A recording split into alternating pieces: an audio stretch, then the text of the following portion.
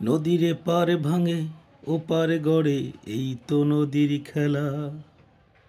সকাল বেলার ধনী রে তুই, ফকির সন্ধ্যা বেলা।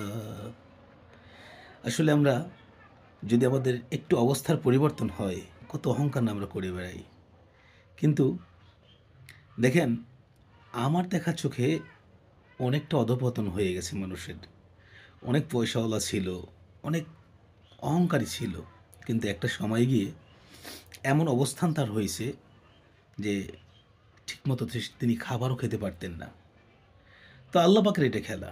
কিন্তু দেখেন, আপনার সামান্য একটু অর্থ সম্পদ আছে, বা আপনার একটু সচ্ছলতা আছে, বা আপনার একটু সৌন্দর্য আছে, বা আপনার একটু আর্থিক দিক থেকে ভালো, বা একটা দিক থেকে আপনি খুব ভালো, হ্যাঁ হতে পারে না এরকম, বা চারদিক থেকে স্বয়ংসম্পূর্ণ।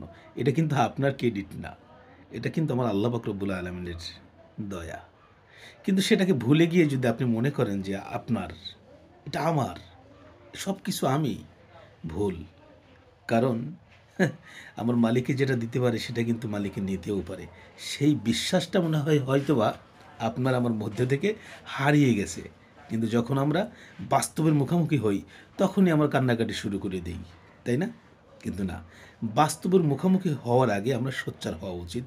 আচার ব্যবহার, কথাবার্তা, চালচলন, এগুলো সবসময়ের জন্য মার্জিত, পরিমিত রাখা দরকার। আপনার ব্যবহারের দ্বারা যেন অন্য কেউ কষ্ট না পায়, সেটা খেয়াল করা দরকার, তাই না? আমরা তো কি বলবো, না জেনে না বুঝে একজনকে কষ্ট দিয়ে ফেলি, কথা বলে ফেলি, গালি দিয়ে ফেলি, তাই না? কিন্তু আপনি কি চিন্তা করে দেখছেন একবারও যে আমার এই ব্যবহারের দ্বারা সে কি আসলে সন্তুষ্ট কিনা, বা কষ্ট পেয়েছে কিনা?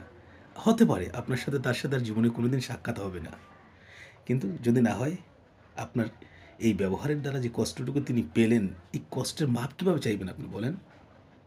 হ্যাঁ, এই জন্য একটু ভালোভাবে চলার চেষ্টা করুন, বলার চেষ্টা করুন। ঘুরে পরিশেষে কিন্তু লাভটা আপনার।